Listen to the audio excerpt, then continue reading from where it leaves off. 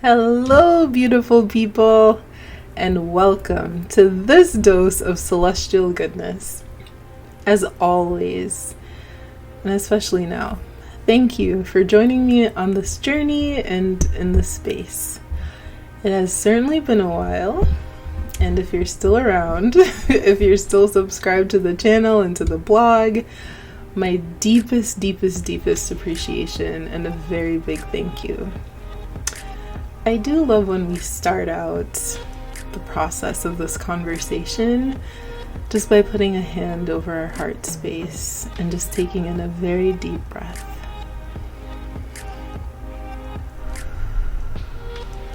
Just kind of centers us, So I'm very thankful that you're here, as in that you exist. And I hope that everything has been going well for you. I actually had to check to see when was the last time that I made a post, and it was approximately 6 months ago. I really had no intention of being away that long. I just knew that I was starting to feel overwhelmed with life and adulting, and so I needed to make some hard decisions about what would get prioritized. So my writing and my creative endeavors are very important to me, but so is my health and my family and my friends and work obligations and so forth. There's just really so much to squeeze into every day, so much life to squeeze into every day. And C.S. Lewis said, "We must stop regarding unpleasant or unexpected things as interruptions of real life. The truth is that interruptions are real life." So, been having real life in the last 6 months have been filled to the brim for me with beautiful lessons and blessings. There have been painful lessons and reminders that even for a super Pollyanna, the world is not all sunshine and unicorns, and that's okay. Like, our own shadow side is very informative about where there's necessary healing. Where does some healing need to happen in our lives, and some healing is continuous, and that is also okay. However, in the midst of everything, I'm a big believer in gratitude, and there has just been so much for me to feel gratitude about. And so within the last 6 months, there are some definite highlights. For example, I went to see one of my favorite people, who also happens to be my cousin. Hi, Toya. On the beautiful island of Bermuda. Bermuda is only 21 miles, but it has pink sand beaches. It's just a beautiful place, like very colorful and very vibrant. And you can see the stars so good at night. So it's just a wonderful place. And it's only like 2 hours from the DC area by flight, obviously. So just shout out Bermuda. I also went to California to see one of my not fake kids graduate from medical school, and there were happy tears because I am a notorious water bucket. Like, everything makes me cry, so that was it was a lot of joyful tears. And I got to see one of my best friends, Melody. That was also a wonderful experience as usual. And then I finally lived out my teenage dream of seeing Craig David perform live. I think it was like his first North American tour, and it was epic. I also taught my summer class at the university, and 2 of my little cousins and my sister came to see me in action. That was also really cool. And then went to Mexico for some relaxation with friends and mommy. And mommy and I lived out our Indiana Jones dreams of going. We went to Chichen Itza. It's very hot, but we had a good time. Why? Because we're nerds about archaeology and old stuff. And then I got a very good health report on something I've been working on for about 2 years. So that was nice. And then I ordained a very beautiful wedding. That is right. I can ordain your wedding if it's not in Virginia or in Tennessee. So just keep that in mind. I also made Turkish lamps with my friend's stuff, which was very cool. Like, I love lamps and Turkish lamps. In fact, on my desk, I have a Turkish lamp right now, but I didn't realize how hard they were to put together. So I have a new appreciation for Turkish lamps.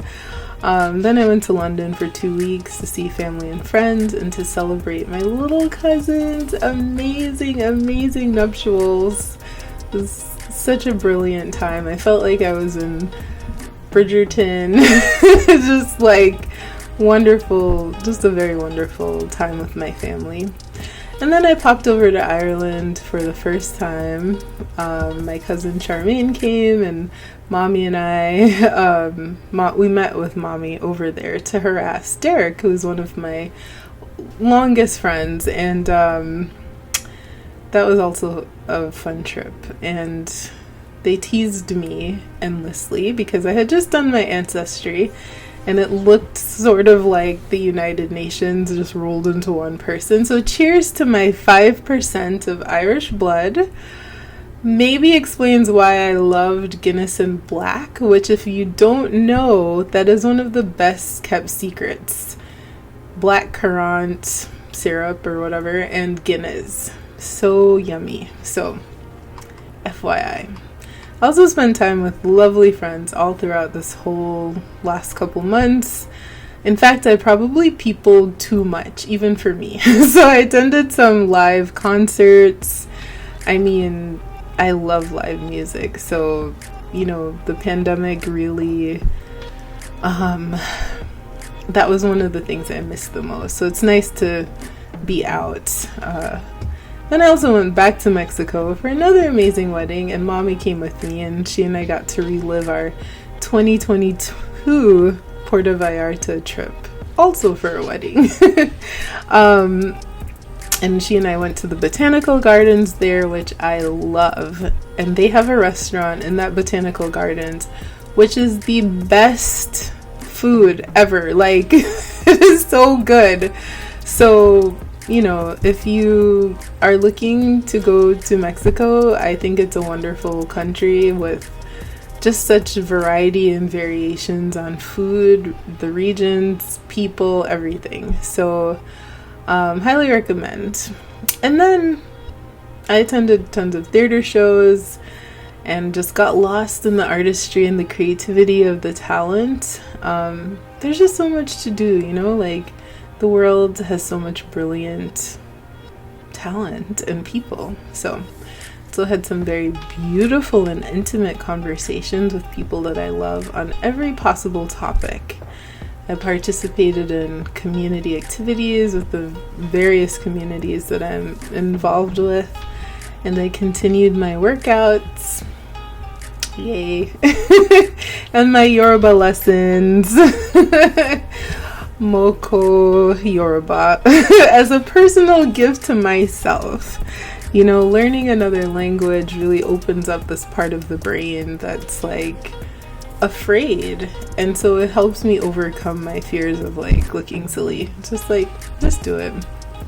Anyway, I also stressed myself out for not making videos for Celestial Goodness and not working on my own creative dreams, but those will all come. So, there are tons of wonderful moments, but life did leave me feeling a little bit worn out and close to what I would call burnout. Now, burnout for a super extroverted Sagittarius Sun Leo rising person is like probably the equivalent of a supernova dying. Like, fun fact, also nerdy fact, there are 5 stages in the death of a star. In the first stage, the star doesn't have enough fuel left to burn and to make it shine, and so it starts collapsing under the density of its own weight. In the second stage, the core collapses and it sends out the shock wave, which produces a very bright flash of light from inside the star. And in the third stage, that previous shock kind of blew the star apart, and so the core becomes a compact atomic nucleus that has the mass that is the size of the sun. The fourth stage is what is called the supernova stage, And this is when everything expands. The fireball that is the star is just brighter, and it grows to over 10 times the size of the original star. And then in the fifth and final stage, it's just all that remains is this beautiful afterglow and little star bits spread out all over the cosmos. So this is how I would explain like the feeling of burnout for me, but just on a very micro scale, you know? So according to the Dictionary of Psychology, burnout is defined as physical, emotional, or mental exhaustion accompanied by decreased motivation, lowered performance, and negative attitudes towards oneself and others. Essentially, we have a lot of energy to give until we don't. And I've also heard this sentiment a lot from friends and family members where they're like, I just feel tired, and I'm not even entirely sure why. But fatigue is one symptom of burnout, and most of us are feeling it on the micro level, but I can't neglect to mention all of the things that are happening on the global scale that impact us mentally, emotionally, and even physically. Sometimes we want to just pause everything, or at least I do, and then just get a moment of reprieve from all of the things. The problem is that we can't escape the world. We are citizens of our respective countries, and we are participants in a very interconnected life here on this planet. A planet that existed before man-made borders, crisis, and just this constant onslaught of very traumatic news. It really does feel like too much sometimes, but we can never be fully, disengaged from the world. We are all connected, no matter how things look. And there is a quote that I love from the Talmud. It says, "Do not be daunted by the enormity of the world's grief. Do justly now, love mercy now, walk humbly now. You are not obligated to complete the work, but neither are you free to abandon it. And yet neither are we free to abandon ourselves. We should absolutely do what we must to protect our sanity and our mental health as well. And when we can be still enough to listen to our internal voice, we can hear clearly what it is that we need in any given time. It is in stillness that I hear my soul. It is in stillness that I find momentary peace from the troubles of the world and from my own stuff, all the things that I have to deal with daily. And it is also in stillness that I often find very viable solutions to the things that I do have to deal with.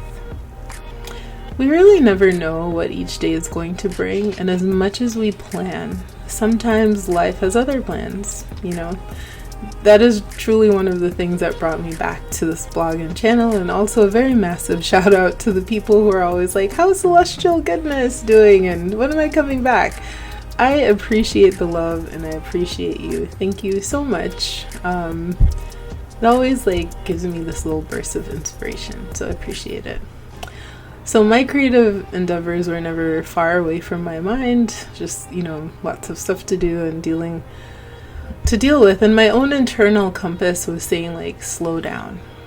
And I will also say that if I experience any kind of sadness, I have to allow myself to grieve without feeling the need to rush the process.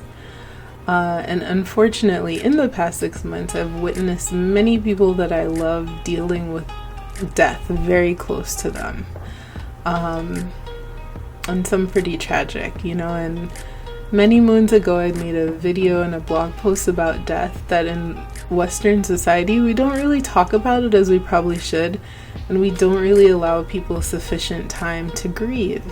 We rush the process of death instead of slowing down and allowing it to inform us about life. When someone dies, that's usually when most of us pause to think about how we're living our own life. And yet each day we could get up and say, I'm thankful for this life. I don't know if this will be my last day, and I will live this day to the fullest. I will be kind. I will find the things that bring me joy. I will add some good energy out in the world, and I will treat each moment as though it was a sacred and precious thing. But we don't do that, really. So the cycle just repeats over and over and over. But death is a reminder that we are not immortal and that none of us will make it out of here alive. So how are we choosing to live this life? And that does bring me to the topic of choosing stillness and choosing to slow down, especially when things seem to be speeding up. Slowing down in a world that glorifies the hustle and sleeping when we're dead feels like walking into a crowd of people that are going in the opposite direction than you. Some people just can't understand why you're not going in the same direction that they're going in. And in some cases you bump into people, they're angry, they're annoyed, you're choosing this different direction. But you must absolutely learn to listen to yourself. And in my case, I could feel the weight of all of my obligations like Atlas with the weight of the world on his shoulders. And yet something has just been softly whispering to me, slow down, rest when you can, sleep, exercise, find ways to incorporate more downtime. Now, does this always work? No. Why? Probably because I'm an adult with responsibilities and bills, and I'm an oldest daughter at that, so I'm fighting against my own inherent nature to be responsible all the time. So that being said, I was aware that my pace was really not sustainable for myself, and it really helped to put down some non-negotiable downtime on my calendar. In the book, Rest is Resistance, a Manifesto, Tricia Hersey says some very important things about resting. She said, "We are socialized into systems that cause us to conform and believe our worth is connected to how much we produce. Our constant labor becomes a prison that allows us to be disembodied. We become easy for the systems to manipulate, disconnected from our power as divine beings and hopelessness. We forget how to dream. This is how grind culture continues. We internalize the lies and in turn become agents of an unsustainable way of living." She also said, "Treating each other and ourselves with care isn't a luxury, but an absolute necessity if we're going to thrive. Resting isn't an afterthought, but a basic part of being human." And also, you were not just born to center your entire existence on work and labor. You were born to heal, to grow, to be of service to yourself and community, to practice, to experiment, to create, to have space, to dream, and to connect. And finally, you are worthy of rest. We don't have to earn rest. Rest is not a luxury, a privilege, or a bonus that we must wait for once we're burned out. I hear so many repeat the myth of rest being a privilege, and I understand this concept and still deeply disagree with it. Rest is not a privilege because our bodies are still our own, no matter what the current systems teach us. For me, these are lessons that I'm still learning. That rest and downtime and the stillness are actually so vital to everything else that I hope to do or to be a part of. In fact, the lesson of the tortoise and the hare is that you can be more successful by doing things slowly and steadily rather than acting quickly and carelessly.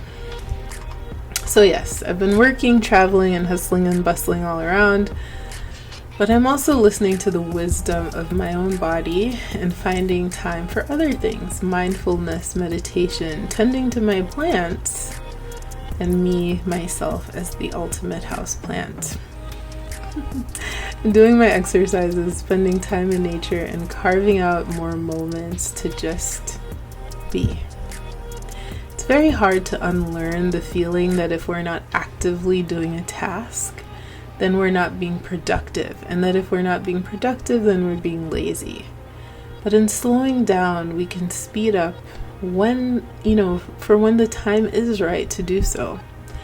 Rest and tending to your body, mind, and spirit gives you the tools to do more later if that is what you want to do.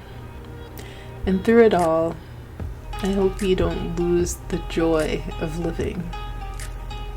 So, all of that is to say, I hope you're doing well, and I'll be back much sooner than this last time. And I really hope that the stars have continued to and will continue to shine over you until we meet again. Rest, slow down, and be still for just a moment. Listen to the wisdom of your heart and allow it to align with the wisdom of your mind. What will you hear? Thank you.